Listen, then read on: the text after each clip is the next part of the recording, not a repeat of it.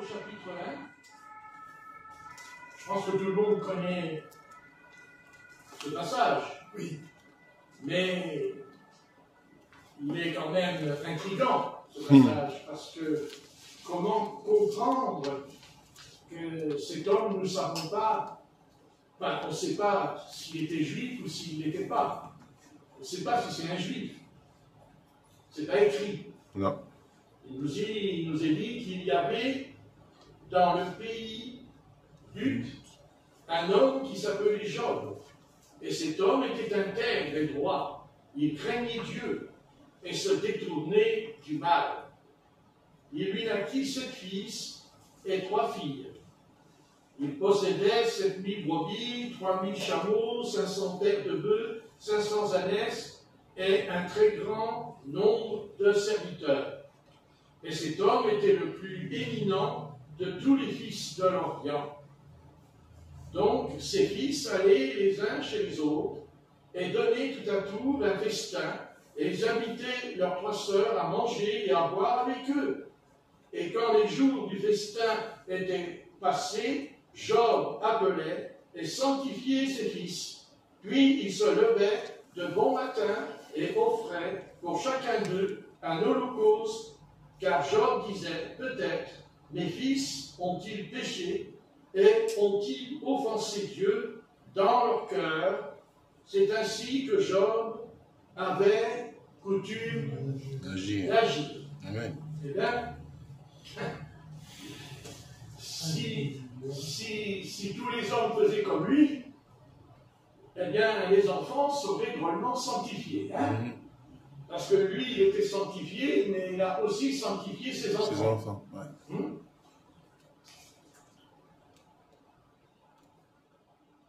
Mais voilà que là, on va plus être sur la terre, on va quitter la terre, et on va aller faire un petit tour dans le ciel. Bien sûr, à l'époque, il n'y avait pas de fusée pour monter là-haut. Vous n'avez pas besoin, ici, parce qu'ici, on n'a pas besoin de fusée, on n'a pas besoin de navette pour monter là-haut. Parce que, vous voyez, quand les hommes ils montent là-haut avec leur fusée, de toute façon, ils passent à côté de la réalité. Et quant à nous, on n'a pas besoin de ça pour aller dans le ciel. Parce que dans le ciel, eh bien, on y est déjà quand on prie. Hein, puisque la Bible dit que nous sommes assis dans les lieux célestes en Jésus-Christ. Bien sûr, ce n'est pas notre corps qui est assis dans les lieux célestes, ce n'est pas notre corps. Notre corps est sur la terre. Mais notre esprit peut se trouver assis dans la présence divine. Alors, il faut arriver à comprendre qu'il y a la terre, il y a les affaires de la terre, et ça, bien sûr, on en est conscient. On en est conscient tous les jours. Mais là où on est moins conscient, là où on n'est pas, comment expliquer, on n'est pas appris à comprendre cette chose, c'est qu'il y a le ciel. Il y a le ciel. Ben, bien sûr, il y a le ciel. Quand vous regardez dans la rue, vous levez la tête et vous voyez le ciel. Vous voyez le ciel la nuit avec des étoiles, et le jour, vous ne voyez pas des étoiles, vous voyez le ciel et les nuages. Mais la Bible dit qu'il y a 3 ciels. Le 3e ciel, c'est le paradis. Le 2e ciel, c'est les lieux célestes. Et le 1er ciel, c'est le ciel que nous voyons maintenant, qu'on appelle le prince de l'air. N'est-ce pas? Donc, vous voyez, il se passe plein de choses sur la terre. Mais on oublie qu'il se passe aussi beaucoup de choses dans le ciel. Pendant que je parle, le ciel, il m'écoute. Et ce n'est pas les nuages qui m'écoutent, ce n'est pas les étoiles qui m'écoutent, ce n'est pas le ciel bleu qui m'écoute. C'est que le ciel est habité. Parce qu'il y a des habitants dans le ciel. Et ces habitants, la Bible les appelle les anges, les appelle les archanges, les séraphins, les chérubins. Évidemment, il n'y a que l'homme spirituel, il n'y a que l'homme qui est né de nouveau qui peut s'intéresser et qui peut permettre aussi par sa consécration. Parce que s'il y a toutes ces choses dans le ciel, c'est pas... Dieu n'a pas l'intention de fermer le ciel. Au contraire, il a envoyé le Seigneur Jésus pour ouvrir le ciel. Et il l'a ouvert. C'est ce que nous dit l'Épître aux Hébreux, au chapitre 9 et au chapitre 10 et 11. Hein? Il est entré dans le ciel avec non pas le sang d'un taureau, pas avec le sang d'un agneau, mais avec son propre sang. Le sang de Christ a purifié d'abord le ciel. Quand le Seigneur, quand il rend l'esprit à son Père, quand il remet son esprit entre les mains de son Père céleste, il rentre et va, il purifie le ciel. Il va sanctifier le ciel. Et pourquoi? Parce que quand Satan est tombé, il a entraîné avec lui une partie des êtres célestes. Il les a entraînés. Il a apporté quelque chose de très mauvais dans le ciel. Donc c'est pour ça qu'il y a guerre. Il y a la guerre entre les démons et les anges. Mais quand Jésus entre dans le ciel, quand il ressuscite des morts, il purifie carrément le ciel. Il a purifié le ciel et qu'est-ce qu'il a fait? Il nous a préparé une place pour nous. C'est écrit dans l'évangile de Jean, le Seigneur dira que je m'en vais, je reviendrai, parce que je vous prépare une place et je viendrai vous chercher. Le Seigneur ne vient pas nous chercher pour nous sauver, il nous a déjà sauvés. Il vient nous chercher parce que justement, nous sommes préparés sur la terre. Ce soir, on se prépare parce que nous avons pris ce vêtement blanc. Nous sommes habillés du vêtement de sacrificateur. La Bible dit, l'apôtre Paul dit dans l'Épître aux Romains, nous sommes tous des sacrificateurs. Qu'est-ce qu'un sacrificateur? C'est un prêtre. Un sacrificateur, c'est un prêtre. Et donc, un prêtre, c'est quelqu'un qui marche dans la sainteté. Un prêtre, c'est quelqu'un qui est consacré à l'Éternel. C'est ça qu'il faut comprendre. Le Seigneur ne nous a pas sauvés uniquement pour prier. Il ne nous a pas sauvés simplement pour dire « je crois au Seigneur ». Les démons aussi croient au Seigneur et ils tremblent. Non, il nous a sauvés parce qu'il a fait de nous des prêtres. Il a fait de nous des intercesseurs. Il a fait de nous des hommes, des femmes qui ont été purifiés, et purifiés non pas par le sang d'un animal, comme c'était le cas dans l'Ancien Testament. Non, ce soir, notre âme a été purifiée par le sang de Christ. C'est-à-dire qu'il a été crucifié pour que le sang qui était en lui, c'était le sang du Père Céleste qui était en lui. C'est le sang de l'Éternel qui a été versé sur la terre au travers du Fils de l'homme. Vous comprenez? C'est ça le mystère de la croix.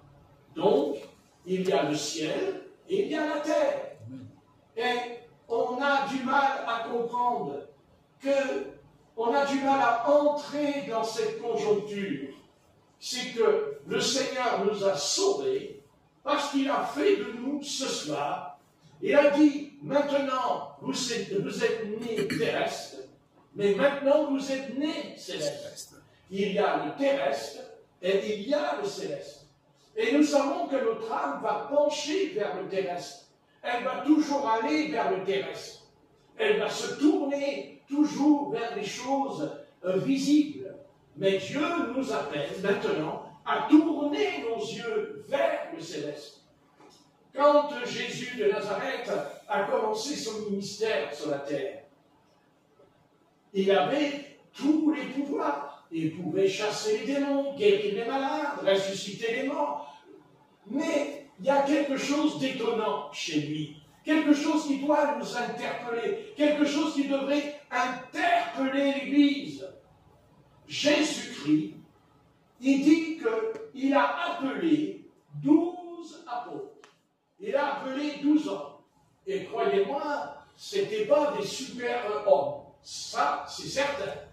L'un était Jean, qui réparait les filets. avec son père Zébédée. Qu'est-ce que c'est qu'un jeune homme de 17 ans qui était dans la barque et qui était en train de réparer les filets de pêche? Nous avons Simon-Pierre, lui aussi était un pêcheur, et le Seigneur est venu vers lui. Et nous savons ce qui s'est passé quand il a vu le Seigneur Jésus. Il a dit, retire-toi, je suis un homme pécheur. La Bible dit que l'épouvante avait saisi Simon-Pierre quand il a vu Jésus sur le bord du lac de Tibériade. Vous voyez, mais Jésus qui pouvait chasser tous les démons, quel que soit le pouvoir, les rangs qu'ils avaient devant lui. Et pourtant, Jésus de Nazareth, eh bien, il a été sur le bord du lac. Il a été là où il y avait des pêcheurs. Il n'a pas été vers des gens qui avaient le bac, qui étaient très intelligents, qui avaient fait des études. Non, Jésus s'est tourné vers de simples pêcheurs, des hommes qui partaient très tôt le matin, qui prenaient la mer pour ramener les poissons, pour pouvoir nourrir le peuple d'Israël. Et pourtant, Jésus est venu vers eux. Et qu'est-ce qu'il leur a dit, Jésus? Il leur a dit, toi, suis-moi. Toi, suis-moi.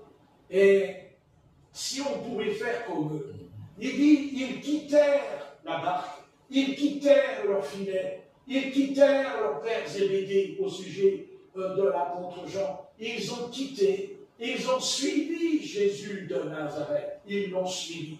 Ils n'avaient pas encore reçu le pouvoir de chasser les démons. Ils recevront des pouvoirs plus tard. Mais au départ, ils ont suivi le Seigneur. Ils l'ont suivi.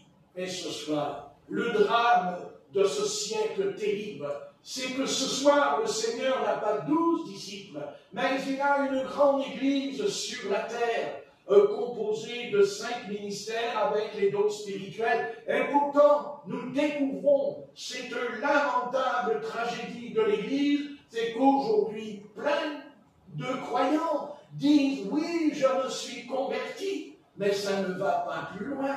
Ils continuent à vivre comme avant. Certes, ils ne commettent pas, bien sûr, les péchés qu'ils faisaient autrefois, mais je ne vous parle pas de ça. Je vous parle de suivre Jésus-Christ, c'est-à-dire d'abandonner sa vie, d'abandonner les affaires en nous qui nous intéressent plus que lui. Le Seigneur ne nous a pas interdit d'acheter à manger, d'acheter à boire, de s'habiller. Il nous dit simplement, est-ce que tu me fais passer le premier avant ton foulard, avant ta robe, avant ta jupe, avant ta coupe de cheveux? Est-ce que c'est moi qui suis le premier dans ta vie? Est-ce que quand tu te lèves le matin, eh bien, tu te mets là devant moi, tu prends la Bible, tu commences à prier, à chercher le Seigneur en toi? Ça s'appelle que tu vas devenir un disciple. Le Seigneur veut que nous soyons tous des disciples. Il faut arrêter cette comédie de croire que dans l'Église, quand il dit il y a des apôtres, des prophètes, des docteurs, des pasteurs, des évangélistes, nous pensons tout de suite qu'il y a une espèce de hiérarchie et qu'il y aurait là un frère qui serait plus haut que l'autre frère. Non, ça, ce n'est pas biblique. Nous sommes tous pareils. Nous sommes tous à la même hauteur. Ce qui est important, c'est que même si je suis un pasteur, si je ne suis pas Jésus-Christ, c'est-à-dire si je ne renonce pas à moi-même, si je n'abandonne pas ma vie sur l'autel de la sanctification, sur l'autel de la purification, alors le Seigneur dit, tu parles et tais-toi. Le Seigneur ne nous appelle pas à parler, et même s'il nous appelle à prêcher, il ne dit pas, tu vas prêcher la parole aux hommes, tu vas faire un bon discours sur la Bible en expliquant aux païens la théologie. Non. Quand le Christ est venu, il a appelé les disciples et il leur a dit, je vous donne tout pouvoir sur les démons. Je vous donne tout pouvoir sur les scorpions. Je vous donne tout pouvoir sur les serpents. Vous avez le pouvoir même de ressusciter les morts. Jésus n'est pas d'accord avec nous. Mais non, nous sommes paresseux. Nous sommes feignants parce que nous savons très bien que si on doit recevoir ce que le Seigneur veut nous donner ici, chacun d'entre nous, selon l'appel et la vocation que Dieu nous a donnée, attention, bien-aimés, n'oubliez pas que le Christ a dit qu'il a donné un talent, et il a donné 2 talents, et 3 talents, Et vous savez très bien que celui qui a enterré le talent, eh bien, il a passé un très mauvais quart d'heure de l'autre côté de la barrière. Vous avez qu'à lire ce que le Christ lui a dit. C'est très clair. Tu es sauvé pour servir le Seigneur. Et écoute-moi bien, servir le Seigneur, c'est pas t'asseoir sur ta chaise et commencer à faire ceci et cela le soir chez toi. Servir le Seigneur, c'est commencer à se mettre à genoux et à dire, Seigneur, fais que tu m'ouvres les yeux et que tu me conduises là où tu veux m'amener. Et le Seigneur te conduira, me conduira, pas toujours dans ce qui me plaira, non pas ce qu'il me plaira, mais dans ce que lui, il voudra. Et pour que je puisse me laisser conduire, il va falloir d'abord que le Seigneur me brise, il va falloir que le Christ me brise, car vous savez, nous l'avons tous compris, quand un arbre n'est pas couché, c'est qu'il est roi. Et Dieu fait quelque chose quand l'arbre se couche devant lui. C'est tout ce que Dieu demande. À le reste, chasser les démons, guérir les malades, chasser tout ça, ça c'est lui qui le fait. Mais il peut le faire que quand on est devenu un disciple du Seigneur. Et ce soir, il n'y a plus de disciples du Seigneur dans l'Église. Il n'y a que des faux prophètes, il n'y a que des faux docteurs, il n'y a que des parleurs et des parleurs. Le Seigneur dit, tais-toi, et commence à faire sortir le démon qui est dans le frère ou dans la sœur quand elle est possédée. Commence à chasser les ténèbres. Et quand tu seras capable de guérir un paralytique et un aveugle, alors là, tu es un disciple accompli. Gloire à Dieu. Là, tu es un disciple accompli. Et bien sûr, nous sommes conscients que, vous savez, il faut qu'on arrête rapidement, parce qu'on n'est pas dans le coup. Il va falloir changer rapidement, parce que, vous savez, le coup de l'enlèvement, le petit Seigneur, là, pareil, le petit Seigneur, il va venir chercher, là, on entend là, toutes les vidéos, là, l'enlèvement, le Seigneur vient, écoutez, attendez. Avant que le Seigneur vienne nous enlever, il faudrait être capable d'abord de chasser un démon. Déjà, si on a chassé un, c'est déjà pas mal. Hein? Maintenant, si on peut en chasser une légion, c'est encore mieux. Et ne dites pas, oui, mais moi je suis faible, je ne suis pas capable, moi Dieu n'a pas appelé à ça. Écoutez, on va arrêter cette comédie qui dure déjà depuis une cinquantaine d'années. Ça suffit. L'heure est venue de se mettre devant le Christ et de dire maintenant, Seigneur, il faut que ça s'arrête. Il faut que je parle en d'autres langues, il faut que je prophétise, il faut que ça change. Hein? On ne va pas continuer comme ça, dodo, boulot, métro, on rentre à la maison, et puis voilà, c'est bon, lundi, mardi, mercredi, jeudi, la cuisine, les affaires. Non. Dieu va nous demander des comptes. Et sachez que la première chose que Dieu veut de nous quand on s'est converti, c'est de le servir. Si on ne sert pas Dieu, on n'est pas un ami de Dieu. C'est pas vrai. Servir Dieu, c'est peut-être un des thèmes de ce siècle dans lequel nous vivons ce soir. Est-ce que tu es prêt à me servir? C'est-à-dire que tu vas obéir à tout ce que je vais te dire. Mais comment je fais pour que ce que Dieu va me dire? C'est pas compliqué. Déjà commence à prier 1 heure par jour. Commence à prier 1 heure par jour. Bref, essaye. Et Dieu viendra dans ta chambre. Et Dieu te dira ça. À l'autre frère, Dieu dira ça. Je vais prendre un exemple. L'apôtre Paul, quand il est sur le chemin de Damas et que Jésus lui apparaît, n'est-ce pas? Il tombe par terre. Et après, qu'est-ce qui se passe après? Est-ce que l'apôtre Paul est capable de rentrer à la maison tout seul? Non. Il est dit que ceux qui étaient avec lui l'ont ramassé. Et il est dit qu'ils l'ont remis sur son cheval et ils l'ont amené à Damas. Et qu'est-ce qu'ils ont fait? Ils ont loué une chambre. Et ils l'ont mis dans la chambre. qu'est-ce qu'il pouvait faire d'autre, puisqu'il était aveugle? Il ne faut plus rien faire. Sa vie a changé. Oui. Sa vie a été bouleversée. Il est parti le matin, tout fier, sûr de lui, membre du Sanhédrin, avec des lettres des souverains sacrificateurs entre ses mains. Qu'est-ce qu'il y avait de plus puissant à l'époque, si ce n'est quand vous étiez envoyé par le Sanhédrin? Eh oui, et pourtant, regardez. Ah, lui qui a arrêté les enfants de Dieu pour les jeter dans la prison, est-ce que lui aurait pensé que là, puisqu'il dit que c'est vers midi, il y a marqué dans les actes, où il est à midi, hein, quand le soleil était au zénith, hein, en haut, tout en haut, il tombe par terre. C'est très bien.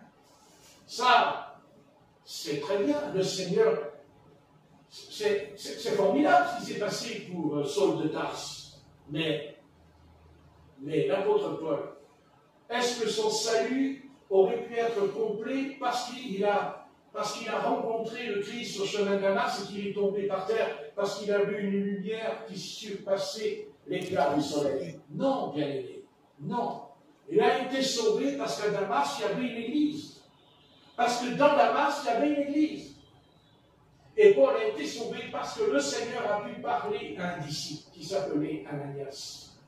Et qui lui a dit, quand il priait, va dans la rue qui s'appelle la droite, et tu trouveras un homme qui s'appelle Saul de Tarse. Tu lui imposeras les mains, il sera guéri et rempli du Saint-Esprit. Vous voyez, il a vu le Seigneur, il a rencontré Christ qui est la lumière de la vie. Mais ça ne suffit pas. Il a fallu que le Seigneur trouve quelqu'un pour continuer son œuvre sur la terre, afin d'amener l'apôtre Paul à devenir cet apôtre, qui d'ailleurs, c'est lui qui remplacera Judas Iscariote. N'est-ce pas? C'est lui. C'est pas parce qu'ils ont voté. Non. C'est le Saint-Esprit qui a établi le 12e apôtre. Amen. Oui. Et il est devenu l'apôtre Paul. N'est-ce pas? Il ne s'appelait pas Paul. Il s'appelait Saul de Tarse. C'est pas la même chose. Et on lui donna le nom de Paul. Vous comprenez ce que je veux dire? Il a fallu que Anania, cet Anania était un disciple de Jésus-Christ. C'est écrit dans Acte 9, vous le lirez à la maison. Il dit, pendant qu'il priait, le Seigneur lui donna une vision. Et lui dit, va dans la rue qui s'appelle la droite. Qui pourrait ce soir être dans la capacité d'entendre la voix du Seigneur en lui pour lui dire, tu vas aller dans telle rue, tu vas aller dans tel quartier, tu vas monter la cage d'escalier, tu vas frapper à cette porte. Non, mais c'est impossible. Ah bon? D'accord. C'est impossible. Ben si, parce que ça a été possible au 1er siècle de l'Église. Ça a été possible dans la jeune Église primitive qui venait de naître. Donc ce soir, le Seigneur a dit, ah mais Anania, il faut que tu sois un apôtre. Ah mais Anania, il faut que tu sois comme Élie. Ah, mais il faut que tu sois Élisée pour pouvoir imposer les mains à l'apôtre Paul. D'ailleurs, Anania, il ne voulait pas, puisqu'il a dit, ah non, moi, j'y vais pas. J'y vais pas. Il a dit, mais Seigneur, tu sais très bien tout ce qu'il a fait cet homme à tes enfants. Et le Seigneur lui répond, oh, quelle réponse, je l'ai choisi. Alléluia. Et il a dit, je l'ai choisi. Et il comparaîtra devant les rois, devant les souverains. Vous voyez, Dieu a choisi l'apôtre Paul. D'ailleurs, l'apôtre Paul lui-même, dans Galates chapitre 2, il dira même que le Seigneur, il dit, il a choisi dans le sein de sa mère, il dira. Dans le sein de sa mère, il a été choisi dans Galates 2. Alléluia. Amen. Mais il a fallu, Ananias, il a fallu, vous voyez, nous pensons toujours, vous voyez, on est toujours là en pensant à le grand apôtre Paul, à le grand apôtre Pierre, et les grands apôtres, c'est normal, c'est pas pareil, ils sont pas comme nous, ce sont des hommes différents. Arrêtons-nous, s'il vous plaît. Anania n'était pas un apôtre, est un disciple, c'est autre chose. Mais ce disciple-là était obéissant, il était soumis à son Seigneur. Ah oui, et voilà la vérité de toutes les vérités. Voilà le secret et le mystère de l'Église primitive. C'est ça qui est important. Quand l'apôtre Pierre était enchaîné dans la prison, que Hérode avait jeté en prison, que faisait l'Église? Il dit, elle priait toute la nuit. Et d'un seul coup, on a frappé à la porte. Et là, il y avait l'apôtre Pierre qui était là. Parce que l'Église a prié, parce que l'Église a jeûné, alors la gloire du Seigneur est descendue. Bon, qu'est-ce qu'est devenue l'Église? Qu'est-ce qu'elle est devenue, cette Église, dans cet âge? Si elle ne se reprend pas, si elle ne se ressaisit pas, alors le Seigneur va prendre un autre peuple, car il en est capable. Et il l'a dit dans l'Apocalypse. Il a dit, si tu ne te repens pas, et si tu ne changes pas de conduite, j'ôterai le chandelier qui est au milieu de toi, et je le donnerai à quelqu'un d'autre. Faisons bien attention. Quand Dieu a vu que le peuple d'Israël n'a pas obéi à sa parole, alors il a dit, j'appellerai un peuple qui n'est pas mon peuple. Le Seigneur ne va pas s'embarrasser, vous savez, soit on change de direction, alors il va agir en nous, soit nous continuons là à nous laisser aller, ça ne fonctionne pas. Et ne cherchons pas les excuses en disant, c'est la fin des temps, c'est la fin du monde, vous comprenez, il y a ceci, il y a cela. Écoutez bien, quand on se met devant le Seigneur, les voix de la terre, on ne les entend plus. On n'entend que la voix du Seigneur. Regardez dans l'Apocalypse, on va lire dans l'Apocalypse au chapitre 1, on va lire justement cette chose importante au sujet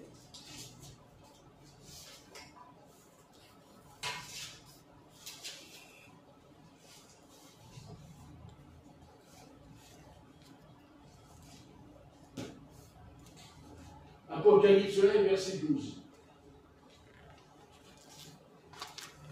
Apocalypse 1, verset 12, il nous est dit, quand l'apôtre Jean est en vision, et que le Seigneur est en train de lui parler. Et que dit le verset 12? Je me retournai pour savoir quelle était la voix qui me parlait. Et après m'être retourné, je vis 7 chandeliers d'or, et au milieu des 7 chandeliers d'or, quelqu'un qui ressemblait à un fils d'homme, vêtu d'une longue robe, d'une tunique, ayant une ceinture d'or sur sa poitrine. Bref, bien-aimé, je me retournais pour savoir quelle était la voix qui me parlait. Vous savez pourquoi l'Église du Seigneur, elle n'est plus comme la première Église? Parce qu'elle n'entend plus la voix du Seigneur. C'est quelque chose qui nous fait défaut dans notre vie. Normalement, quand on est sauvé, quand on a donné sa vie au Seigneur, la première chose qui devrait se manifester en nous, ça c'est certain, c'est d'entendre la voix de l'Esprit en nous. Si Jésus est ressuscité des morts, si Jésus est vivant, c'est que on peut entendre sa voix. Que maintenant nous ne puissions pas le voir, ça, c'est normal, puisqu'il est dans le ciel, Jésus de Nazareth. Maintenant, il a d'autres solutions. Il peut très bien se montrer à nous. C'est ce qu'il a fait ici, devant l'apôtre Jean, quand il était prisonnier dans l'île de Patmos. Mais le plus important, c'est pas qu'il ait vu Jésus-Christ, mais c'est qu'il a entendu la voix du Seigneur Jésus-Christ. Il a entendu. À quoi ça lui aurait servi de voir Jésus? D'accord, il aurait été ébloui, il aurait été étonné, mais ça ne suffit pas. Le Seigneur n'est pas là pour nous éblouir, il est là pour nous éclairer. Amen. Et comment va-t-il m'éclairer si je n'entends pas sa voix? Si je dis à un moment donné à mon frère là, qui est devant moi, je ne me rappelle plus de son nom, c'est pas grave, oui c'est ça, oui Georges, je lui dis ferme la porte, il va se lever, il va fermer la porte, mais parce que je l'ai dit, parce que c'est la voix dedans. Est-ce que nous entendons la voix du Seigneur? Est-ce qu'il serait temps, quand on prie, d'attendre là, en disant, Seigneur, je prie, et j'aimerais entendre ta voix. J'aimerais, Seigneur, que tu me parles, s'il te plaît. Oh mon Dieu, je viens vers toi, je me jette, non pas seulement à genoux, mais je me jette dans tes bras comme un enfant qui se jette dans les bras de sa mère et de son père, et qui pleure en disant, Père, Mère, viens à mon secours. Et alors, Qu'est-ce que fait le père et la mère? Qu'est-ce qu'il fait? Il ne caresse pas seulement l'enfant, il lui parle. Il lui parle pour le rassurer, pour l'encourager. Alléluia. Alléluia. Et tu as besoin d'entendre la voix du Seigneur. Église de Dieu, tu ne sais plus où tu en es. Tu as perdu l'orientation parce que tu n'entends pas la voix de Jésus-Christ. Parce que si tu entendais la voix de Jésus-Christ, alors tu entendrais la voix qui est la même dans ce livre. Quand la voix du Seigneur parle au travers de l'apôtre Paul à l'église, dans l'église de Corinthe, quand la voix du Seigneur dit aux sœurs de s'habiller décemment, quand le Seigneur dit aux frères de marcher dans la sainteté, bien sûr que nous avons la Bible, mais en même temps, nous pouvons entendre la voix du Seigneur. Nous pouvons entendre cette douce voix de l'Esprit, comme le prophète Ésaïe. Il avait 20 ans, il était dans le temple. Le Seigneur l'a appelé à un très grand ministère. Mais comment il est entré dans le ministère, Ésaïe? Parce qu'il a entendu la voix de l'Éternel. N'est-ce pas? Vous avez qu'à lire dans Ésaïe, chapitre 6 et verset 1, la voix du Seigneur. Pourquoi les hommes, pourquoi les peuples, pourquoi les nations, pourquoi l'Église du Seigneur ne veut pas entendre la voix du Seigneur? Parce que, surtout l'Église, elle sait ce que le Seigneur va lui dire. Elle sait quoi, l'Église? Que le Seigneur va lui dire, tu vis dans le péché, tu es dans le monde. Et c'est pour ça qu'elle ne veut pas entendre la voix du Seigneur. Parce qu'elle sait ce que le Seigneur va lui dire. Elle le sait très bien. Et pourquoi elle le sait? Et parce qu'elle l'a déjà lu dans la Bible. Parce qu'elle sait ce que la Bible dit. Le Seigneur a dit, ils m'ont haï, et ils vous haïront. N'est-ce pas? Jésus a dit, vous n'êtes pas de ce monde. Vous voyez qu'il l'a dit. Mais maintenant, nous pouvons aussi l'entendre à l'intérieur de nous, cette voix qui agit dans la conscience en nous, et qui nous dit, enfant, fils, fille, tu n'es pas en règle avec moi. Mais si je suis en règle, j'ai pris le baptême, je parle en langue, je prophétise. Mais non, tu n'as pas compris. Tu n'as pas encore compris. Ce que tu n'as pas compris, c'est ce que nous venons de lire dans le livre de Job. Revenons dans le livre de Job, s'il vous plaît. Dans le livre de Job, au chapitre 1, nous lisons ceci. Nous lisons quoi? Eh bien, nous allons le lire. On va le lire au verset 6. Or, les fils de Dieu vinrent un jour se présenter devant l'Éternel, et Satan vint aussi au milieu d'eux. L'Éternel dit à Satan, d'où viens-tu? Et Satan répondit à l'Éternel, de parcourir la terre et de m'y promener. L'Éternel dit à Satan, as-tu remarqué, mon serviteur Job? Il n'y a personne comme lui sur la terre. C'est un homme intègre et droit, craignant Dieu et se détournant du mal. Et Satan répondit à l'Éternel, est-ce d'une manière désintéressée que Job craint Dieu? Ne l'as-tu pas protégé, lui, sa maison et tout ce qui est à lui? Tu as béni l'œuvre de ses mains, et ses troupeaux couvrent le pays. Mais étends ta main, touche à tout ce qui lui appartient, et je suis sûr qu'il te maudit en face. L'Éternel dit à Satan, voici tout ce qui lui appartient, je te le livre seulement, ne porte pas la main sur lui. Et Satan se retira de devant la face de l'Éternel. Je vous signale qu'il y a quelque chose de troublant là, c'est que l'Écriture nous dit que celui qui voit Dieu meurt. Et là, il dit que Satan se tenait devant la face de l'Éternel. Vous vous rendez compte un peu ça? Satan qui se tenait devant la face de l'Éternel. Et pourquoi? Mais parce que c'était un ancien chérubin. C'est un ancien chérubin protecteur, un chérubin d'onction.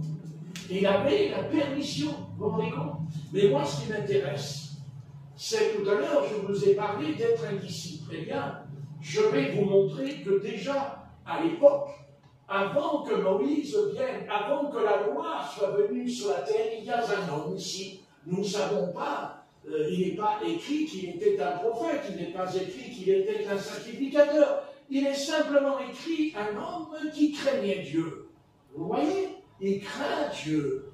Et cet homme était intègre et droit au fond de lui. Vous voyez? Ah oui, mon Dieu. Ah, quand je lis ça, je me dis, mon petit gars, Patrick, Est-ce que même en étant converti par la grâce du Seigneur, est-ce que vraiment Dieu pourrait dire ça de moi ce soir? Est-ce que Dieu pourrait te dire ce que vient de dire Dieu à cet homme-là, dont il n'y avait pas encore la loi, il n'y avait même pas la croix de Golgotha, et nous trouvons cet homme extraordinaire. Quel est ce cœur? Souvent, on dit souvent au sujet de David, un cœur selon Dieu. Mais lui, eh bien, je vais vous lire quelque chose d'étonnant sur cet homme dans un autre passage de la Bible, et je vous invite à lire dans Job, au chapitre 31, s'il vous plaît. Dans Job, chapitre 31, et nous allons lire ce qui est écrit au sujet de Job, de très important pour notre édification spirituelle en nous.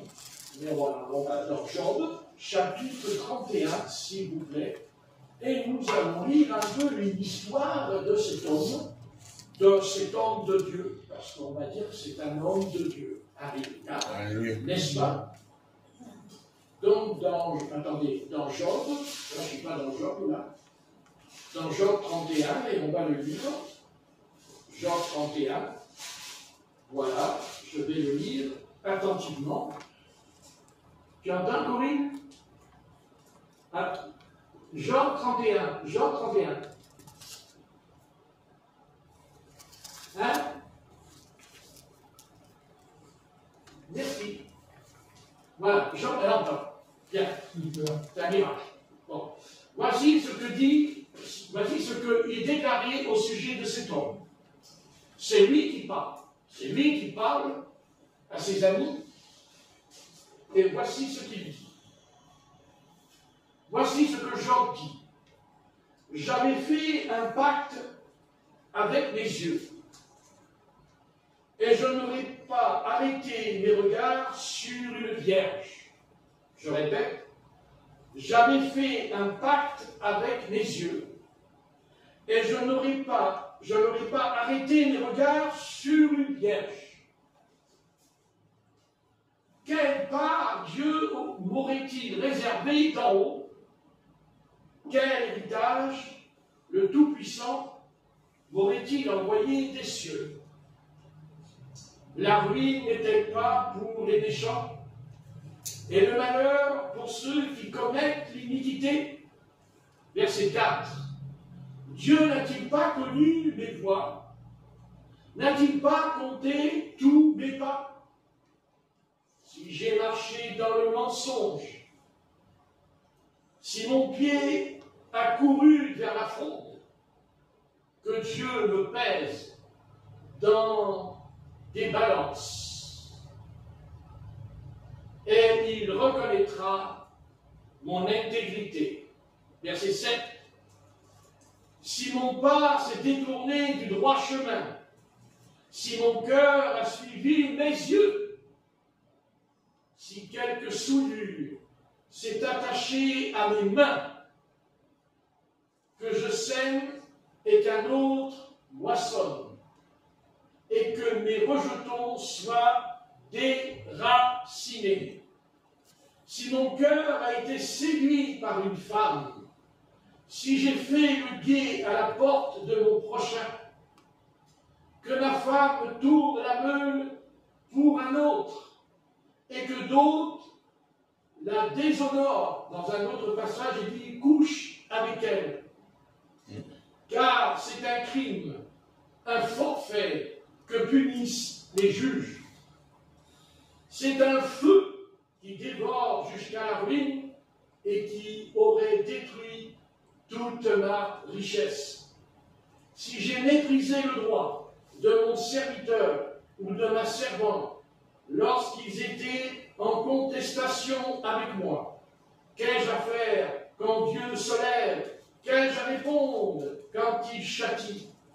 Celui qui m'a créé dans le ventre de ma mère, ne les a-t-il pas créés? Le même Dieu nous a-t-il pas formés dans le sein maternel?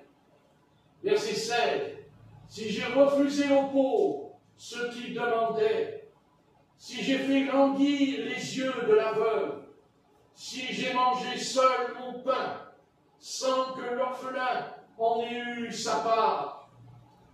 Moi que j'ai dès ma jeunesse élevé comme un père, moi qui dès ma naissance ai soutenu la veuve, si j'ai vu le malheureux manquer de vêtements, l'indigent n'avoir point de couverture, sans que ses reins m'aient béni, sans qu'ils aient été réchauffés par la toison de mes agneaux, si j'ai levé la main contre l'orphelin, parce que je me tenais un appui dans les juges, parce que je trouvais un appui, voyez, que mon épaule se détache de sa jonction, que mon bras tombe et qu'il se brise. Quel est le châtiment de Dieu m'épouvante, et je ne suis rien devant sa majesté. Si j'ai mis de l'or dans ma confiance, si j'ai dit alors tu es mon espoir, si je me suis réjoui de la grandeur de mes biens, dans la quantité des richesses que j'avais acquis, et si j'ai le soleil quand il brillait, la lune quand elle s'avançait majestueusement, et si mon cœur s'est laissé séduire en secret, et si ma main s'est portée sur ma bouche, c'est encore un crime que doivent punir les juges, et j'aurais renié le Dieu d'en haut. Et si j'ai été joyeux du malheur de mon ennemi, et si j'ai sauté d'allégresse quand les revers l'ont atteint, moi qui n'ai pas permis à ma langue de pécher. Je relis, moi qui n'ai pas permis à ma langue de pécher, de demander sa mort avec imprécation. Si les gens de ma tente ne disaient pas, où est celui qui n'a pas été rassasié de sa viande? Si l'étranger passait la nuit dehors, et si je ne couvrais pas ma porte aux voyageurs, si comme les hommes, j'ai caché mes transgressions et refermé mon iniquité dans mon sein, parce que j'avais peur de la multitude, parce que je craignais le mépris des familles, me tenant à l'écart et n'osant franchir ma porte, et qui me fera trouver quelqu'un qui m'écoute. Voilà ma défense, toute signée, le Tout-Puissant me réponde. Qui me donnera la plainte crainte par mon adversaire? Je porterai son écrit sur mon épaule, je l'attacherai sur mon front comme une couronne. Je lui rendrai compte de tous mes pas, j'approcherai de lui comme un prince. Et si ma terre crie contre moi, et que ses sillons versent des larmes, et si j'ai mangé le produit sans l'avoir payé, et que j'ai attristé l'âme de ses anciens maîtres, qu'ils y croissent des épines au lieu du froment, et de livrer au lieu de l'orge fin des paroles de Job.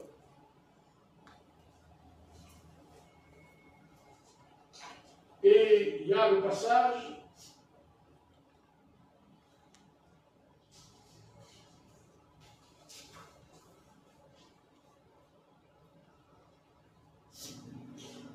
il y a donc dans Jean 31, il y a le passage qui n'est pas écrit dans toutes les Bibles, et voici le passage qui dit dans la Bible que j'ai. C'est au verset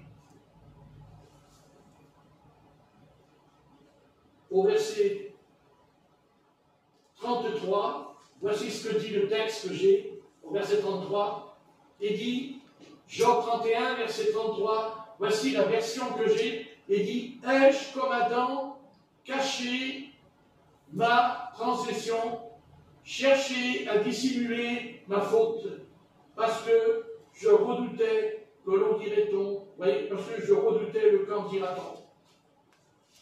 Comment cet homme qui n'avait ni la Genèse, parce que c'est Moïse qui a écrit la Genèse, et que cet homme est venu avant Moïse, comment il peut dire Adam? Car en cette version que j'ai, il dit, ai-je comme Adam caché ma transgression? Je pense que vous, ce n'est pas écrit Adam. Non. J'ai dit comme les hommes. Voilà, et bien moi j'ai Adam. Vous vous rendez compte, cet homme du Seigneur, et comment il a su que c'est Adam? Comment il a su? Et vous savez, cette phrase, elle est profonde. Elle est profonde. Il dit, ai-je, comme Adam, caché ma transgression? Et c'est vrai que quand on lit Genèse 3, on n'a pas fait attention à cette intervention d'Adam en lui. C'est vrai. Il a caché son péché à l'Éternel. Et c'est pour ça que l'Éternel lui a dit, où es-tu? Où es-tu? Ouais. C'est parce qu'il ne s'est pas seulement caché. C'est écrit qu'il s'est caché. Mais ce n'était pas ça la vérité. C'est qu'il a caché son péché aux yeux de l'Éternel.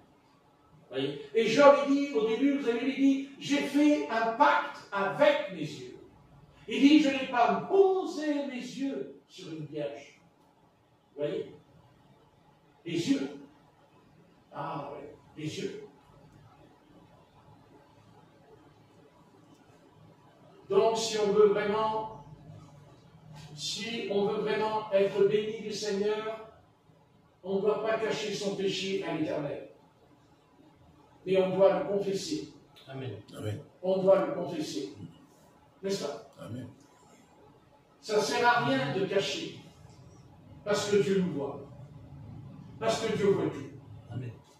Mais moi, ce qui m'a beaucoup étonné chez Job, c'est comment cet homme-là, il n'est pas israélite. Il n'y a pas encore le peuple d'Israël sur la terre. Je veux dire, quel est cet homme-là? Au fond de lui. Au fond de lui. Ah, ça nous fait penser à quelque chose. Eh bien, ça nous fait penser à Jésus. Voilà. Ça nous fait penser à Jésus. Il n'est pas Jésus, mais on peut voir ce qu'il y avait dans le cœur de Jésus. Eh oui, là on le voit. Parce que ça, c'est Jésus-Christ. Il n'est pas Jésus-Christ, mais son cœur n'était pas loin du Seigneur Jésus. Vous ne trouvez pas le nom lui? Hein? Mais est-ce que vous le relirez? Il a élevé les enfants qui sont nés dans sa maison. Il dit qu'il leur a donné une couverture avec les peaux des animaux. Vous voyez un peu cet homme? Quel homme! Et pourtant, il n'y avait pas la croix du calvaire. Alors, et nous, ce soir, est-ce que notre cœur est à la hauteur de cet homme-là, qui était de la même nature que nous, et qui n'avait pas reçu le baptême du Saint-Esprit, qui n'avait pas la connaissance du sang de l'agneau, comme nous? Qu'est-ce qui intéresse Dieu ce soir, dans l'histoire de l'humanité ce soir? Qu'est-ce qui intéresse Dieu ce soir? C'est ce que vous venez de dire. C'est ce que vous venez de dire. Ce que vous venez de dire. C'est en vous? C'est en moi, ça? C'est pas sûr. Oui, il peut y avoir une partie, mais tout de la partie.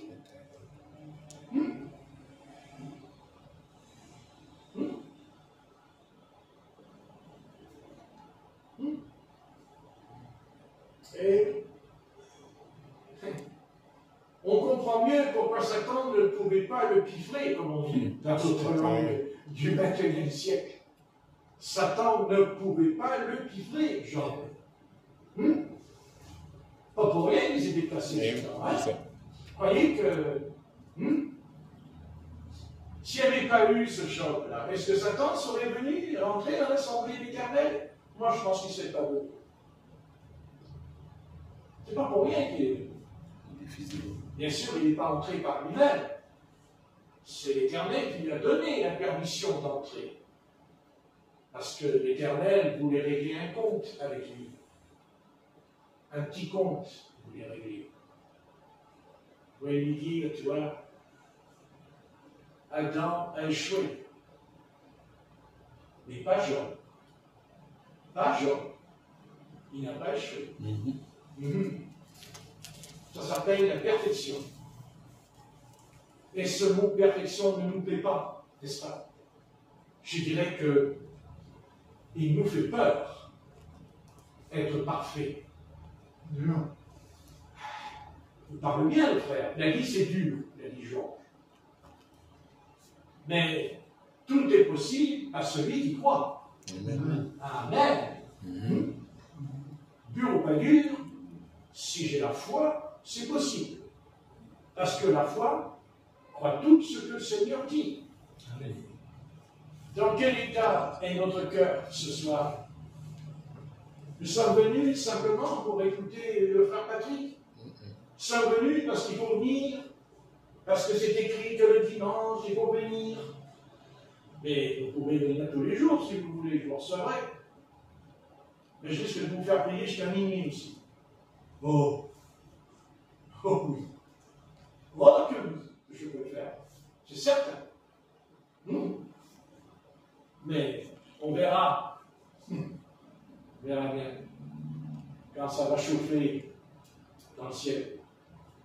Comme ça a chauffé en Iran et en Israël. On verra. On verra. On verra. Bien attendant, ce soir, en lisant ce passage, chapitre 31 du livre de Job, je ne vous conseille pas que de le lire et de le méditer, Oui. de réfléchir, phrase par phrase. Ce qui est écrit ici, c'est l'état d'une âme. C'est dans quel état était son âme. Et j'aimerais que mon âme soit dans cet état comme lui. Vous savez, on a toujours besoin, c'est curieux, comme quoi les êtres humains ont toujours le besoin de se découvrir physiquement. Quand on marche dans la rue, qu'on voit toutes ces jeunes filles comme elles sont habillées. Bientôt, vous savez, elles ne sont pas nues. Mais combien le matin, quand je descends, je vois des jeunes filles qui vont à l'école, je vois tout au travers de la robe, on voit tout. Et pourtant, je lui dis, je ne poserai pas mes yeux. Mais comment ne pas poser ses yeux, puisqu'elles marchent devant nous? Quand elles sont derrière, je n'ai pas à me retourner, parce que c'est volontaire. Oui. Et devant, je fais comment? Comme quoi, vous voyez, c'est curieux, comme quoi on peut, vous voyez, se dévoiler. Vous voyez? Mais le problème, c'est que quand le Seigneur nous sauve, il nous dévoile pour nous couvrir, pour qu'on ne soit plus nus. Satan, oui, cet être qui est là dans Job, qui apparaît dans Job en personne. Oui. Et bien, quand vous marchez dans la rue, si jamais l'Esprit Saint ouvrait nos yeux spirituels, ouvrait nos yeux pendant quelques instants, si vous saviez dans la rue qu'il n'y a pas que des humains, il y a une horde, une légion de démons dans le boulevard, mais on ne les voit pas. Tant mieux pour nous. Tant mieux. Et même quand on quittera la terre, prions qu'on ne les verra Jamais. jamais.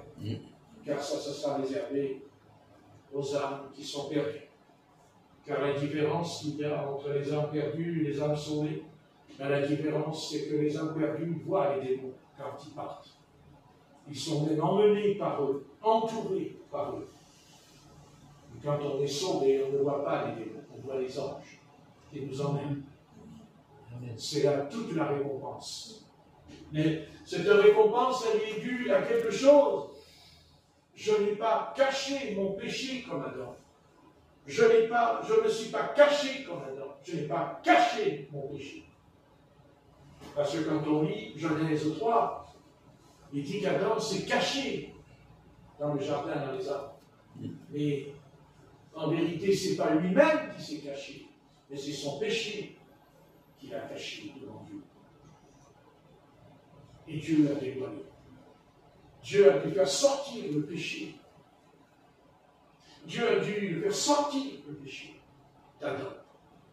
Mais en même temps, il a dû le chasser du paradis. Et il l'a chassé d'Éden, hors d'Éden. Et Dieu a même protégé Éden, le jardin, avec 2 chérubins protecteurs. Chérubins, 2 chérubins. On en revient au chérubin de Satan. Vous voyez? Amen. Vous voyez? Bien, on va arrêter parce que c'était pas mal. Et j'en reviens pour terminer. Jean était un vrai disciple. Un vrai disciple. Mais s'il avait été né quand Jésus est venu, je crois qu'il aurait pris la place de l'apôtre Paul. Oui. Je suis sûr qu'il avait la place de l'apôtre Paul. Le niveau de l'apôtre Paul. Car avoir un tel niveau, dans Jean 31, un tel niveau, oh là là, vous vous rendez compte?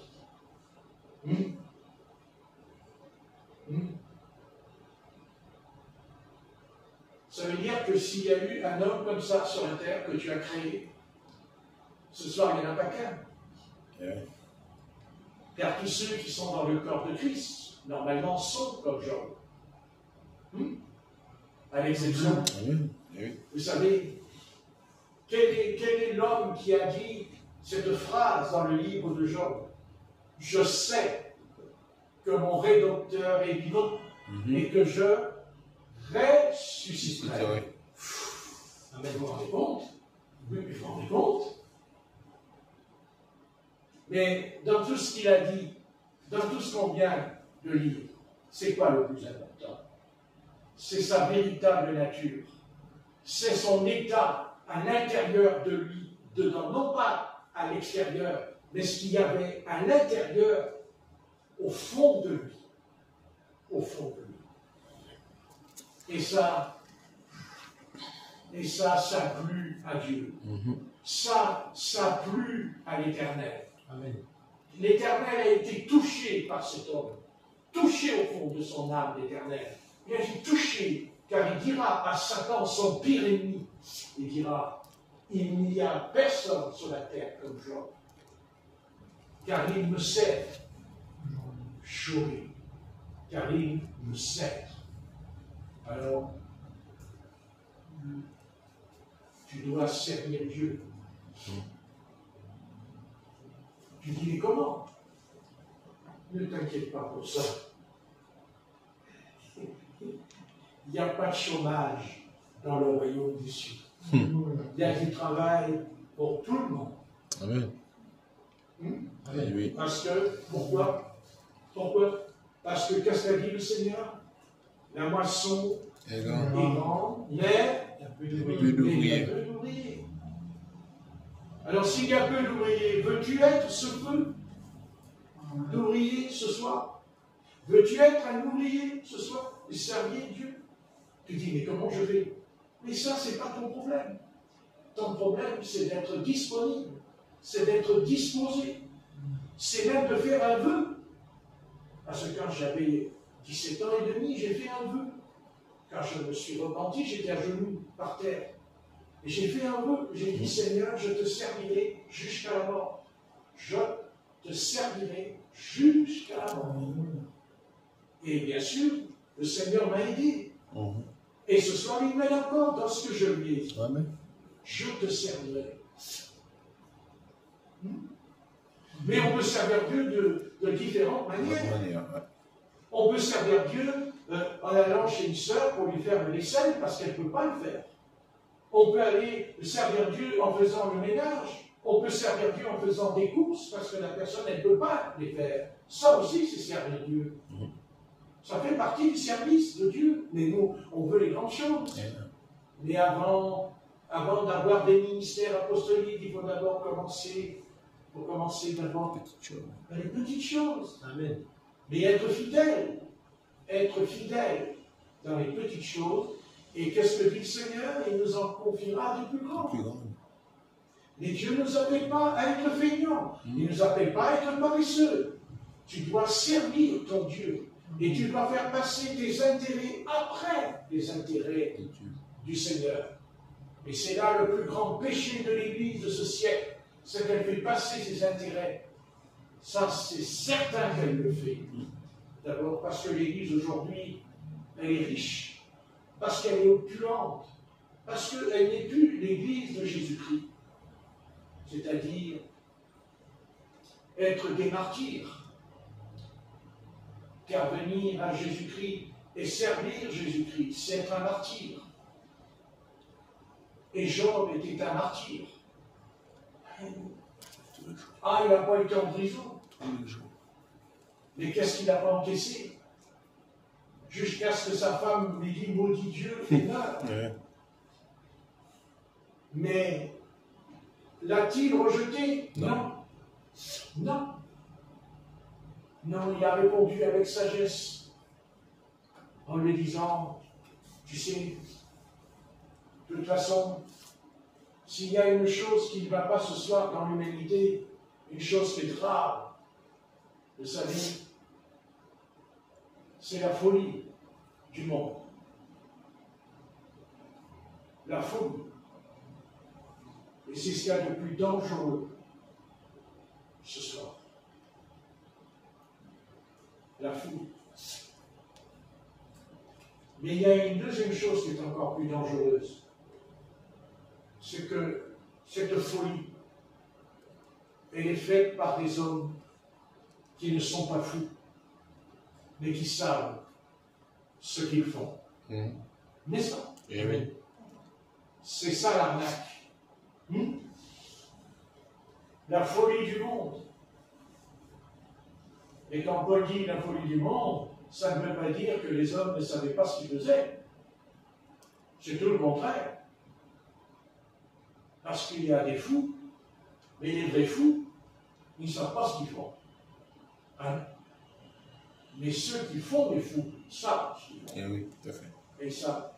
Et aujourd'hui, nous sommes entourés par une multitude de fous. Pas seulement de folie, mais de fous. Qui savent très bien où ils veulent.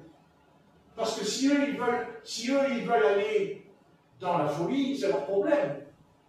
Mais vous n'allez pas nous entraîner. Amen. Vous n'allez pas nous entraîner. Oui.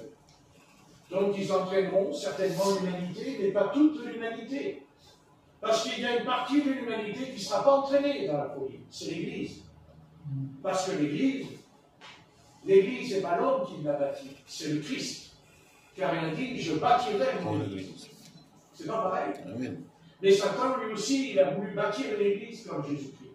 Parce que c'est un imitateur, Satan. Il imite le Saint-Esprit, Satan, vous savez. Et il a imité ce que Jésus a fait.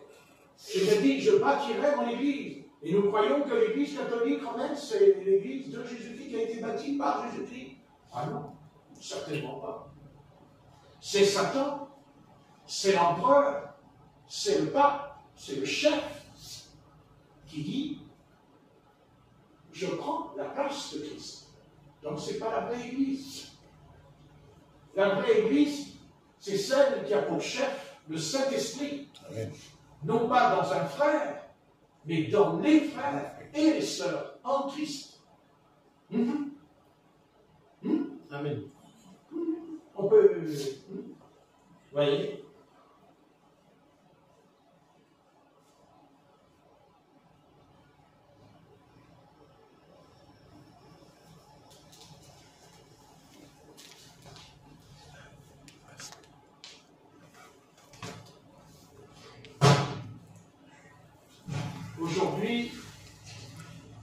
Aujourd'hui, nous sommes heurtés par tout ce qui se passe. C'est violent. Mais est-ce que cette violence change les comportements? Non. Est-ce que ce qui s'est passé a amené à changer d'attitude? Au contraire, c'est encore pire dans la dépravation. Vous voyez? C'est clair. Et c'est ça la folie du monde. C'est de voir le jugement de Dieu, mais ne pas changer. Et ils ne changeront pas. Parce qu'il dit qu'ils lèveront le poing contre le ciel. Ils dresseront le poing contre Dieu.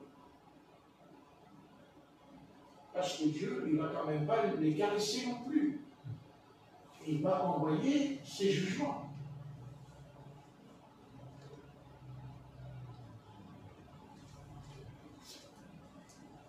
Qu'est-ce qui sauve une nation? Qu'est-ce qui sauve un peuple? La colère de Dieu? Non. Le jugement? Non. Non. Ce qui sauve un peuple, c'est l'amour de Dieu, la miséricorde de Dieu qui sauve un peuple. Mais on ne peut pas comprendre que Dieu est miséricordieux tant qu'on ne se repent pas, car c'est la clé. C'est la clé. C'est sûr. C'est la clé pour entrer dans le paradis. Mais c'est aussi la clé. Oui. Car il est dit la clé du séjour des morts. Aussi. Dans l'Apocalypse. La clé. Bien. Mais c'est quoi cette clé? C'est un morceau de ferraille qu'on met dans la serrure? Non. Non, la clé dans la vie qui ouvre et qui ferme. Bien sûr. C'est Jésus-Christ. Ouais. C'est Jésus-Christ. Dans l'Ancien Testament, il ne nous est pas parlé de Jésus-Christ. Il nous est parlé de l'Éternel. Mais nous savons qui est Jésus-Christ. Et nous savons qui est l'Éternel. Bien sûr que nous le savons. Parce qu'il n'y a que la vraie Église qui peut le savoir. La seule Église qui sait qui est Jésus-Christ. Ah oui. C'est celle qui a obéi à Acte 2:38. Ça, c'est la clé pour être membre du corps de l'Église. Arrêtez de me faire des petits cantiques, là, si je suis enregistré. Arrêtez de me faire croire que je me trompe. Dans la Bible, il y a la vérité. Il n'y a pas de demi-vérité. Il y a la vérité tout entière et pas la moitié de la vérité. Être baptisé, selon Matthieu 28:19, comme vous le savez, au nom du Père, du Fils et de l'Esprit, c'est pas que c'est pas la vérité. Ah non. Ah non, non. Non, non, non. C'est la vérité, mais cette vérité a été falsifiée. Parce que c'est la vérité. Quand Jésus dit baptisez-les dans le nom du Père, du Fils et du Saint-Esprit, nous, on a la clé. Et la clé, c'est quoi? C'est la révélation. La révélation. C'est ce que dira le Christ à l'apôtre Pierre. Sur cette révélation, je bâtirai mon Église. Et le jour de la Pentecôte, l'apôtre Pierre a la clé qui ouvre la porte qui était fermée du paradis. Du paradis, qui est fermé dans la Genèse, chapitre 3. Fermé.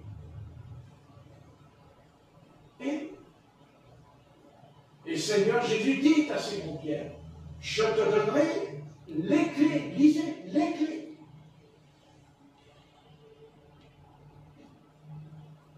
Donc si je suis enregistré, et que s'il y a des croyants qui m'écoutent de différentes confessions de foi ou de dénominations, écoutez bien ce que je vais vous dire.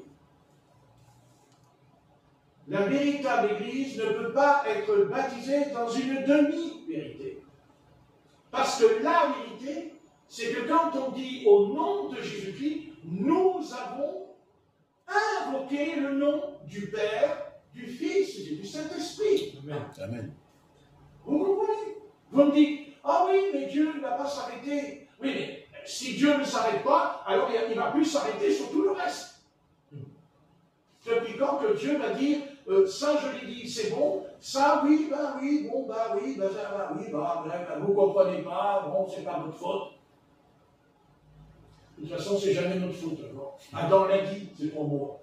Ève l'a dit, c'est pour moi. Sincèrement. Voilà. Comme ça, chacun se retranche. Ce n'est pas moi. Seulement l'Éternel, il dit, moi, j'ai dit ça. Le salaire du péché, c'est à moi. Arrêtez. Amen. Amen. Et voilà. Vous voyez ce que je veux dire? Croyons, enfant bien-aimé du Seigneur, tu as été baptisé. On a invoqué sur toi, on t'a dit, je te baptise au nom du Père, du Fils et du Saint-Esprit. Je te réponds, Père, Père est-il le nom? Le Fils est-il le nom? Le Saint-Esprit est-il le nom? En mon nom. Il n'y a qu'un seul nom, qui est au-dessus de tout nom. C'est le nom de Jésus que l'ange Gabriel a dit. Tu lui donneras le nom de Jésus, car c'est lui qui sauvera son peuple du péché. Le salut, le baptême d'eau, le baptême du Saint-Esprit, c'est lié au pardon du péché. C'est lié à éliminer le péché. On va dire que c'est des armes pour vaincre le péché. Et dans cette victoire, il faut qu'il y ait naissance. Car tout ce que Dieu a fait est une question de naissance. Ce que Dieu a fait dans la Genèse, c'est des choses qui vont naître, qui n'existaient pas. Que ce soit les plantes, que ce soit les fourmis, que ce soit n'importe quel animal, il faut qu'ils naissent. La différence, c'est de savoir quelle est la semence, quelle est l'origine de la semence qui va mettre au monde ce que Dieu veut mettre au monde. Et Dieu a voulu mettre au monde, il a mis au monde des poissons, il a mis au monde des animaux terrestres, selon leur semence, selon leur espèce, selon leur nature, selon jusqu'à même que certains animaux, Dieu a fait qu'ils pourront manger ça, d'autres ne le mangeront pas. Si, parce qu'ils pourraient être malades. C'est une question de semence. Parce que Dieu est la semence. Dieu est la semence. Tant qu'on n'a pas compris que l'Esprit Saint est la semence de Dieu. Semence veut dire procréation, veut dire quelque chose qui n'existait pas et qui va exister. Parce que d'abord, il y a la semence. Et Dieu n'a pas créé la semence, il est la semence, parce qu'il est la vie éternelle. Parce qu'il est éternel. Dieu a créé les animaux. Il leur a donné une âme. On sait très bien que normalement, l'âme est immortelle. Et heureusement, pas heureusement pour ceux qui sont perdus, parce qu'il aurait mieux valu que leur âme ne soit pas immortelle. Parce que si elle était mortelle, leur âme, c'était fini. Comme les animaux, qui finissent, c'est fini. Mais pas l'âme des hommes. Parce qu'elle est immortelle. Elle ne meurt pas, jamais. C'est là où Dieu intervient. Que si elle pêche, c'est pas qu'elle n'existe plus, c'est qu'elle est perdue éternellement. Mais pas perdue, aérée, comme ça. Non. Il y a un endroit, il y a un pays qui s'appelle l'enfer. Qui s'appelle l'enfer, le Sheol, le Hadès, et le paradis. Et le paradis, qui est séparé par un abîme. Donc vous voyez, c'est très important de comprendre que Dieu, c'est la semence. Et quand le Seigneur Jésus a dit à l'apôtre Pierre, quand le Seigneur Jésus a donné la clé à l'apôtre Pierre d'être baptisé, de Acte 2:38, quand il explique Acte 2:38, quand le Seigneur dit à l'Église, c'est pour entrer dans l'Église qui est le corps de Christ. C'est pas pour entrer dans une religion, c'est pas pour entrer dans une dénomination. Satan a créé les dénominations. S'il n'y avait pas Satan, il n'y aurait pas de dénomination. Il n'y aurait pas les pentecôtistes, les baptistes, les méthodistes, les catholiques romains, les protestants. Ça n'existerait pas. C'est lui qui a fait ça. Pourquoi? Parce que quand vous allez dans l'église baptiste, eh bien, elle est une semence. Quand vous allez dans l'église catholique romaine, elle est une semence. Quand vous allez dans l'église protestante, c'est une semence. Vous comprenez? Quand vous êtes dans l'église pentecôtiste, c'est une semence. Mais ce n'est pas la semence de Dieu, c'est-à-dire ce n'est pas la semence originale de Dieu. Parce que si nous sommes la semence originelle de Dieu, nous allons faire ce que Jésus nous a dit de faire. Voilà, c'est tout. Mais qui peut le faire? La semence de Dieu. La semence de Dieu. Amen. Donc, les dénominations ne sont pas la semence de Dieu. Non. Non. Et quand je parle de la semence de Dieu, je parle du blé. C'est-à-dire que le Seigneur nous donne une image en disant le froment, le blé. Mais le contraire du blé, c'est l'ivraie. Mais l'ivraie ressemble au blé. Il ressemble au blé, l'ivraie. Eh oui. Voilà. L'Église de Jésus-Christ a commencé, elle est née, l'Église de Jésus-Christ. Elle est née comment, l'Église de Jésus-Christ? Quand on me parle de la nouvelle naissance, au sujet de l'Église qui a été bâtie sur la terre, on parle de quoi? On parle de quoi? Acte 2, 38, verset 39. Il n'y a pas, je ne vois pas autre départ. Il y a le commencement et la fin. Le commencement, ce n'est pas ce que fait l'Église aujourd'hui. Elle n'est pas au commencement. En tout cas, elle est à la fin des temps. C'est sûr. Elle est à la fin des temps. Seulement, le Seigneur a fait une promesse. Le Seigneur a fait une promesse à lui-même. Écoute.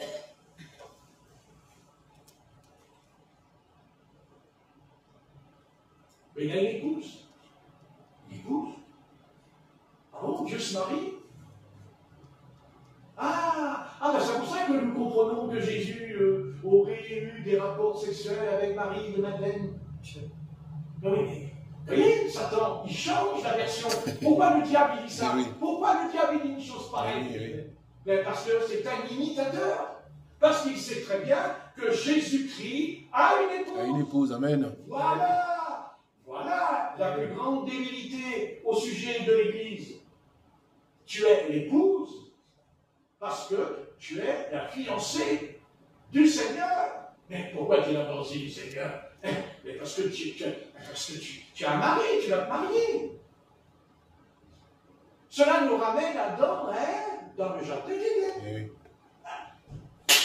Pourquoi le serpent est venu dans le jardin d'Éden? Pour dire, ouh, je suis le diable, regardez, je suis Satan. Non, il est venu avec ruse. Il n'est pas venu comme ça en faisant des comment. Il ne vient pas en faisant des. Non, il vient.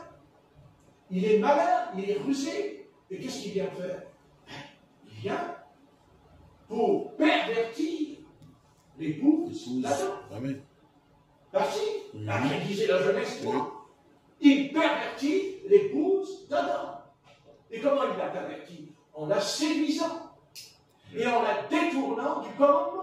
En la détournant de la parole, puisqu'elle l'a dit, mais Dieu nous a dit. Et lui il répond, oui, mais Dieu nous a caché quelque chose. Il a caché quelque chose. Ouais. Par contre, Dieu n'a rien caché. Par contre, Adam, lui, il s'est caché quand il pêche. Vous voyez? Dieu n'a rien caché à Adam. Dieu lui aurait révélé s'il n'était pas tombé. Dieu lui aurait parlé s'il n'était pas tombé. Et Dieu lui aurait dit, toi, Ève, là, eh bien, c'est l'épouse de l'agneau.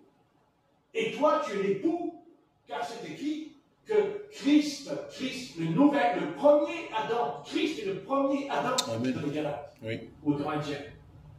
Et le second Adam, c'est Christ, mais non pas une âme, mais un esprit vivifiant. Amen. Voilà.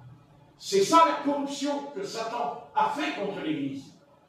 Il a attaqué l'Église parce qu'il savait que Jésus-Christ a dit « Les portes de l'enfer ne prévaudront point contre elle. » Les portes de l'enfer. Quand on dit séjour des morts, la traduction dit « Les portes de l'enfer ». C'est quoi l'enfer? Hein? L'enfer, c'est là où tu es perdu, tourmenté. Il y a même la gienne dedans. Il y a un lac de feu et de soufre dedans. Voilà. Vous comprenez? Alors on nous dit, mais ils ne sont pas sauvés.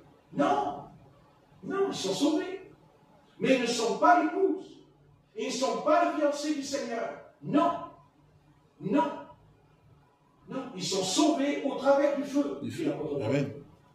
Ça, c'est ce que dit Paul dans les Corinthiens. Ça, sauvés au travers du feu. Ils vont aller au tribunal de Christ. Et ils seront jugés au tribunal. Ça ne veut pas dire qu'ils sont perdus. Mais non, pas du tout. Ils ne sont pas perdus. Ce sont des enfants de Dieu. Mais ce n'est pas la seconde épouse de l'agneau qui est mise à part, qui d'ailleurs est traduite par la Nouvelle Jérusalem. La Nouvelle Jérusalem. Voilà. La question n'est pas qu'ils sont sauvés ou pas sauvés. La question n'est pas là. Sur la croix, le Seigneur a dit au larron, aujourd'hui même, tu seras dans le paradis avec moi. Attendez, il n'a pas pris le baptême du Saint-Esprit, il n'a pas pris le baptême d'eau. Et pourtant, le Seigneur dit qu'il est sauvé quand même, parce qu'il s'est repenti. La question n'est pas là. Parce ce qui m'intéresse, c'est ce que Jésus-Christ, c'est ce que Dieu a voulu établir sur la terre, dans sa volonté divine. Et de toute façon, il aboutira. Il aboutira. De toute façon, Dieu fera ce qu'il a dit. Ça ne changera rien. Ça prendra du temps, mais il le fera. Et si ce n'est pas nous, ce sera l'autre génération. Qu'importe, il le fera. Oui. Il le fera. Voilà. Mais nous savons que c'est notre génération. Et comment nous le savons? On n'est pas des prophètes, mais nous le savons. Parce que le Seigneur, dans Matthieu 24, nous a donné les signes. Et que quand on les verra, qu'est-ce qu'il dit? Eh bien, on va s'en aller. Mais tout le monde ne va pas s'en aller. L'épouse du Seigneur, c'est la fiancée du Seigneur. C'est plus le baptême d'eau, c'est pas le baptême d'eau, c'est pas une formule. Je suis pas là pour dresser les pasteurs les uns contre les autres en disant non, c'est Matthieu 19, non, c'est Acte de 38. Non, non, non. Il faut la clé pour ouvrir la porte. Parce qu'elle est fermée. Donc tous les croyants qui sont dans les dénominations et qui se nomment l'Église, parce qu'ils se nomment de l'Église, ils disent nous sommes l'Église de Jésus-Christ. C'est ce qu'ils disent. Je ne vais pas dire le contraire. Matthieu 25, les 10 vierges. Mais, il y a un mais. C'est que 5 folles. Et c'est un sage. Est-ce que les folles, elles entrent? Est-ce que les folles, elles entrent dans la salle? Non. Non, il dit, quand elles reviennent, la porte est Fermé. la porte est fermée. C'est pas qu'elles ne sont pas sauvées, mais non. Mais elles n'entreront pas dans la salle des noces. Apocalypse 19, elles n'entreront pas aux noces de l'agneau. C'est différent. C'est Dieu qui a choisi ces choses. Et nous savons qu'il nous a choisis. Donc, nous le savons. Parce que nous n'arrivons pas à être en communion avec les dénominations. On n'y arrive pas.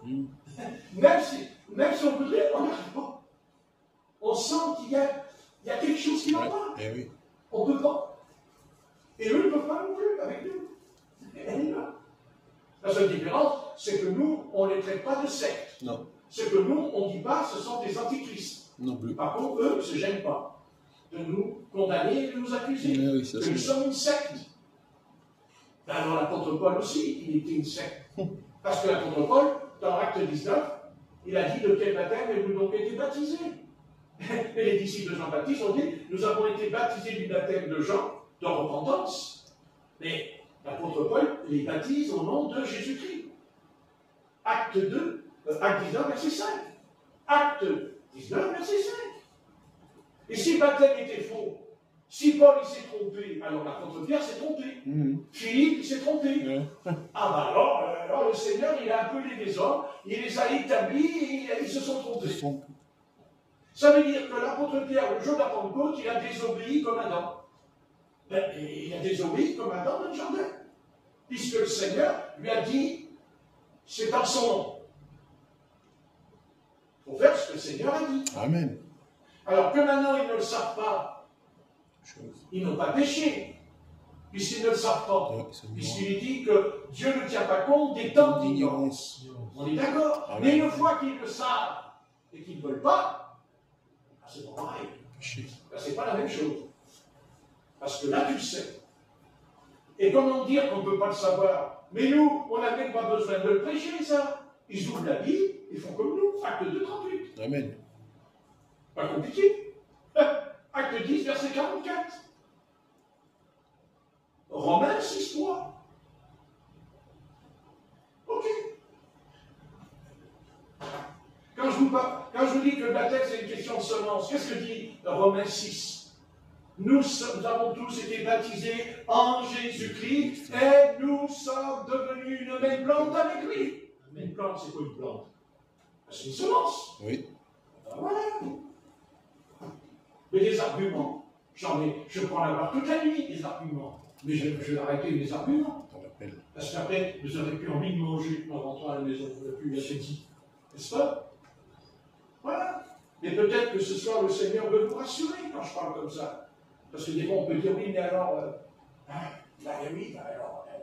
alors quoi?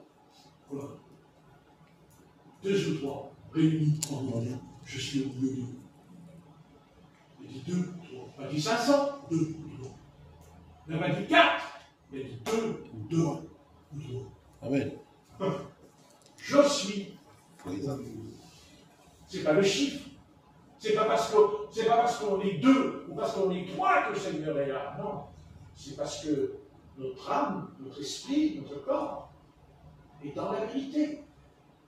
Car seule la vérité nous affranchit, dit le Maître. Il dit, la vérité nous affranchira. Voilà. Maintenant, ça ne veut pas dire qu'on est parfait. Ça ne veut pas dire qu'on ne peut pas tomber. Il ne faut pas dire ça. Il ne faut pas dire, je ne vais pas tomber, moi je ne tomberai pas.